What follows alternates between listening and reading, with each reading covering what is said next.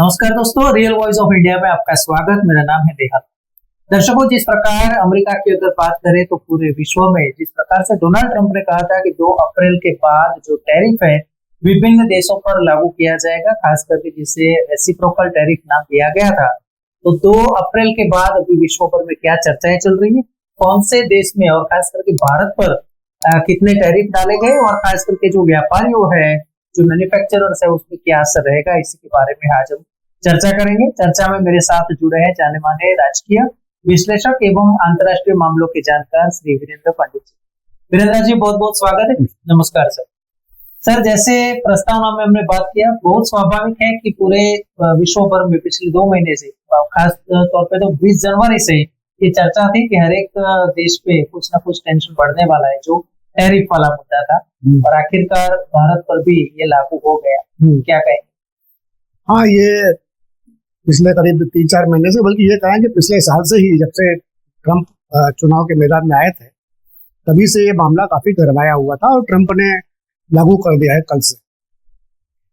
इसके तहत लगभग 100 देशों पर असर पड़ने वाला है। किसी पे कम पड़ेगा, किसी पे ज्यादा। जैसे जापान पर उन्होंने कुछ 24% लगाया है जी, चाइना पर 34% लगाया है, ब्रिटेन पर 20% कुछ, भारत पर 26%, ऐसा बहुत सारे देशों पर। तो मिनिमम 10% से लेके 49% तक टैरिफ उन्होंने लगाया है टोटल। इससे उनको लगता है कि व्यापार का जो घाटा है अमेरिका को, वो कम होगा। उनका ये अनुमान है कि इससे कुछ 1.5 ट्रिलियन डॉलर एक साल में उनको फायदा होगा। हाँ, टैक्स के दौर पर, मतलब उनको इतना फायदा होगा। भारत की जहां तक बात करें तो अभी तक जो हमारे सामने आंकड़े आए हैं कि अगर ये टैरिफ भारत पे लागू हो जाते हैं, मतलब शुरू तो कर दिया उन्होंने, तो भारत को करीब ज्यादा नुकसान नहीं होगा, कुछ 1.5 बिलियन डॉलर का नुकसान होगा। 1.5 बिलियन डॉलर, लगभग आप समझिए कि 15,000 करोड़ रुपए, 20,000 करोड़ रुपए, इतना नुकसान भारत को हो सकता है। पर मेरा ये मानना है कि ट्रंप का आपने देखा होगा, पिछले 1.5 महीने में उन्होंने मेक्सिको पर, कनाडा पर, चाइना पर घोषणाएं भी की और वापस भी खींचा। उन्होंने अभी भी ये कहा है कि हम इसको नेगोशिएट करेंगे। तो अभी आप देखिए कि जो इस साल भारत अध्यक्षता करने वाला है क्वाड की, जो क्वाड समिट में भारत आने वाले हैं वो, और अभी तो सऊदी अरब जा रहे हैं अगले हफ्ते में, और भारत में आने वाले हैं ट्रंप। ट्रंप को अगर भारत को, जापान को और ऑस्ट्रेलिया को, जो इनके क्वाड के सदस्य हैं, 4 देश, उनको अगर साथ में रखना है तो उन्हें भारत के साथ और बाकी दोनों डेमोक्रेसीज के साथ, जापान और ऑस्ट्रेलिया के साथ नेगोशिएट करना पड़ेगा, ऐसा मुझे लग रहा है। तो ये पॉलिटिकल रीजन से उनको, इकोनॉमिक रीजन आप समझे, मतलब राजनीति के कारणों के से उनको आर्थिक सुविधाएं देना पड़ेगी, से लेके जियो इकोनॉमिक उनको सुविधाएं देना पड़ेगी इन देशों को। तो मुझे नहीं लगता है कि भारत पर इसका कोई बहुत ज्यादा असर पड़ेगा। हाँ, कुछ मामलों में हो सकता है, जैसे एग्रीकल्चर प्रोडक्ट्स हैं, जैसे केमिकल्स हैं, फार्मास्यूटिकल्स हैं, उनमें थोड़ा थोड़ा असर हो सकता है।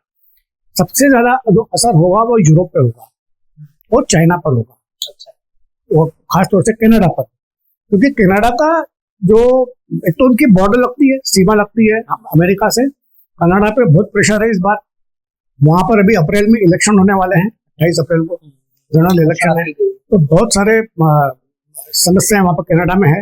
कनाडा में जो इन्फ्लेशन बहुत ज्यादा हो चुका है ऑलरेडी, हाउसिंग वगैरह बहुत महंगा हो चुका है, तो वहां की सरकार इस समस्या से जूझ रही है। इसके बीच में ट्रंप ने कह दिया कि हम आपको 51वां टैरिफ डाला है, उसको 51वां राज्य बनाने की बात भी चल रही है। वो ग्रीनलैंड का एक मामला है।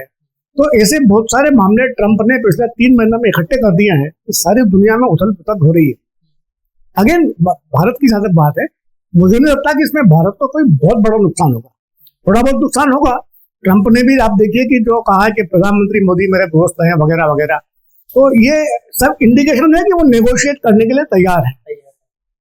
अच्छा सर, एक बात आपसे ये जानना चाहूंगा कि खास तौर पे जैसे उन्होंने बताया कि हमारे जो वॉशिंगटन एप्पल है वो विश्व भर में कुछ खास है, यूनिक है, उससे हम भारत में बेचना चाहते हैं, पर भारत में वॉशिंगटन एप्पल पे 50% टैरिफ अब भारत की गवर्नमेंट लेती है। जो उनका कहना है कि अगर वो 15% तक लेते हैं तो उनका माल भी मतलब बिकेगा, भारत के लिए भी अच्छा है। और दूसरा एक सवाल ये पूछना चाहता हूँ कि अगर एग्रीकल्चर सेक्टर की अमेरिका का जो माल सामान है एग्रीकल्चर और खास करके मिल्क प्रोडक्ट्स पशुपालन से जुड़ा हुआ है, वो अगर भारत में सस्ता होता है टैरिफ कम होने की वजह से, भारत को कुछ नुकसान या अपने फार्मर्स को या पशुपालकों को नुकसान की संभावनाएं है? पहले तो हम एप्पल की बात करें। भारत में हम लोगों के जिस तरह के एप्पल खाने की आदत है, हमारा जैसे टेस्ट है वैसे अमेरिका के एप्पल्स में नहीं होता। अच्छा, वो मैंने भी खाया है।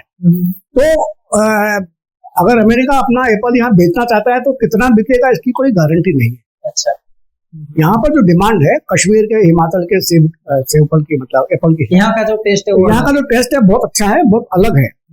अमेरिका का जो टेस्ट है, अमेरिका के बड़े बड़े एप्पल्स होते हैं, दिखने में बहुत अच्छे हैं, लेकिन उनका टेस्ट जैसे बहुत सारे फ्रूट्स होते हैं अमेरिका में जिनका टेस्ट हमें पसंद नहीं आता। उन लोगों की आदत है, अलग बात है। तो एप्पल की बात, जहाँ तक आपने इसका कहा है अपने मिल्क प्रोडक्ट, हाँ यहाँ पर चुनौती हो सकती है, क्योंकि आप देखिए अमूल सबसे बड़ा ब्रांड है जी देश में। आज मेरे ख्याल से 60,000-70,000 करोड़ रुपए का टर्नओवर है उसका साल का, और ये बढ़ता ही जा रहा है। नंबर 1 ब्रांड है वो। अब इसको, आपको याद होगा कि पहले पोल्सन मिल्क आता था, पोल्सन मक्खन आता था। हाँ बिल्कुल। वो धीरे धीरे मार्केट से गायब हो गए। अब ये अमूल कितना उनको चुनौती दे सकता है।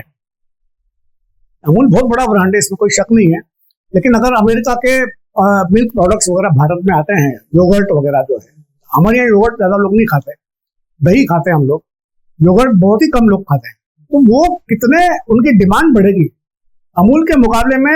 अच्छा, मिल्क प्रोडक्ट के साथ समस्या ये होती है कि उसकी लाइफ बहुत कम होती है, सेल्फ लाइफ कॉस्ट। तो अगर अमूल के मुकाबले में अगर फ्रेश चीज अगर आप सप्लाई कर सके तो एक अलग बात है, लेकिन अमेरिका से यहाँ आने में हजारों किलोमीटर की यात्रा करके वो प्रोडक्ट कितना सेफ रहेगा, सुरक्षित रहेगा, वो एक समस्या आ सकती है। अच्छा, अगर भारत टैरिफ कम उसमें करता है तब भी तो चांसेस है कि वो प्रोडक्ट यहाँ पे डंप नहीं जाए। वो डंप करेंगे, लेकिन खरीदेगा कौन? सवाल ये है ना। अब अगर मुझे कोई चीज की जरूरत नहीं है तो मैं नहीं खरीदूंगा। तो भारत में अगर अमूल का ट्रस्ट है, अमूल के बारे में हम सबका अनुभव रहा है, तो अमूल के प्रोडक्ट को भारत के लोग और ज्यादा विश्वास करते हैं बजाय किसी विदेशी प्रोडक्ट के। तो अमूल का काम चलता रहेगा।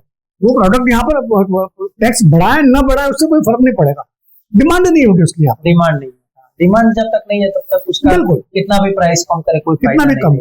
अच्छा सर, चीन पे करीब लगा है 34%। साथ ही में अमेरिका का कहना है कि जो साइकिल जैसी कुछ प्रोडक्ट है जिसमें भी मतलब भारत अगर अमेरिका की प्रोडक्ट है तो करीब 100% जितना टैरिफ लगा देता है, पर हम उस पर बहुत कम लगाते हैं। ऑटोमोबाइल सेक्टर पे क्या असर पड़ सकता है? ऑटोमोबाइल सेक्टर में सबसे ज्यादा असर तो कनाडा पे हो रहा है। सबसे पहले आपको याद होगा कनाडा पर ही उन्होंने ये ऑटो टैरिफ लगाया था, पिछले महीने की बात है। और उस अमेरिका में जो ऑटोमोबाइल सेक्टर के 70% जो स्पेयर पार्ट्स वगैरह के प्रोडक्ट्स आते हैं वो कनाडा से आते हैं। तो कनाडा का ऑटोमोबाइल सेक्टर ऑलरेडी बहुत परेशान है, क्योंकि वहां पर रिट्रेंचमेंट शुरू हो चुके हैं। अच्छा, वहां पर बेरोजगारी हो गई है इस सेक्टर में।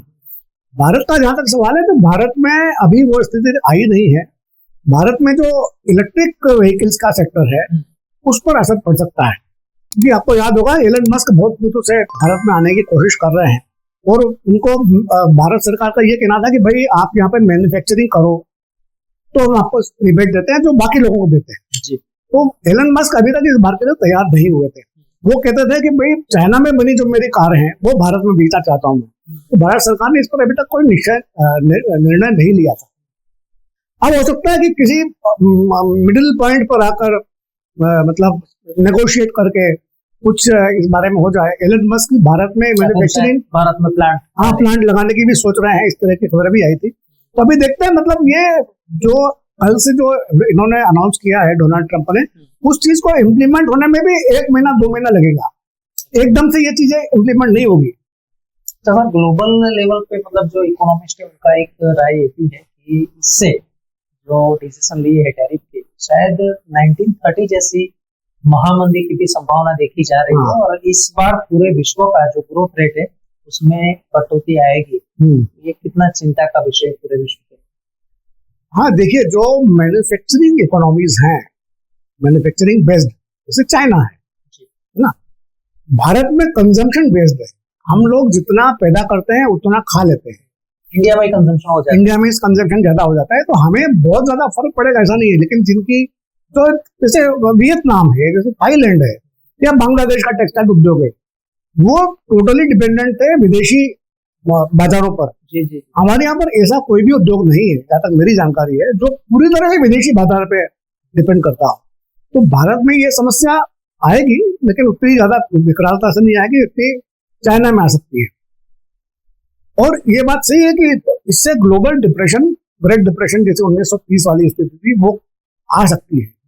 लेकिन ऐसी स्थिति 2008 में भी आई थी, आपको याद होगा, लेमन ब्रदर्स का जो के बाद में जो रिसेशन हुआ था, तो उस समय भी आई थी। तो वो कितनी आगे बढ़ेगी, और अभी दुनिया में ऐसे युद्ध, बड़े युद्ध नहीं हो रहे हैं, एक दो जगह को छोड़ दीजिए, गाजा और यूक्रेन को, जिसमें बहुत सारे देश इन्वॉल्व हैं। उस समय की स्थिति अलग थी। उस समय फर्स्ट वर्ल्ड वॉर खत्म हुआ था, उसके कुछ वर्षों बाद ही मंदी शुरू हो गई थी। फर्स्ट वर्ल्ड वॉर में यूरोप के बहुत सारे देश शामिल थे। तो अभी वो स्थिति एकदम आ जाएगी ऐसा कहना मुश्किल है जी। और एक आखिरी सवाल जी, अगर अमेरिका का मतलब जो बाजार है हमारे लिए मतलब बंद जैसा अगर स्थिति है ज्यादा टैरिफ की वजह से, तो ऐसे कौन से देश है जहाँ पे अभी हमारी नजर है व्यापार के? ये अभी कहना मुश्किल इसलिए लगता है मुझे कि सभी देश वही रेसिप्रोकल टैरिफ लाने की तैयारी करेंगे। यूरोपियन यूनियन ने कह दिया है, जापान ने कह दिया है, ऑस्ट्रेलिया ने कह दिया है, कनाडा, मेक्सिको तो कर ही चुके हैं। तो रेसिप्रोकल टैरिफ के कारण क्या होगा कि सबकी अपनी अपनी सभी देश अपनी अपनी इंडस्ट्रीज को प्रोटेक्ट करने की कोशिश करेंगे। अब इसमें कौन सा देश कितना आगे बढ़ सकता है?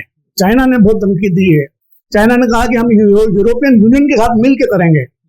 तो अभी ये चीजें वर्कआउट होना बाकी है। मुझे लगता है 1-8 महीना लगेगा, इसमें सब स्थिति क्लियर होगी। अभी तो ये मुझे लगता है कि काफी उथल पुथल वाला दौर है, इसलिए इस स्थिति बहुत ज्यादा स्पष्ट नहीं हो पाएगी।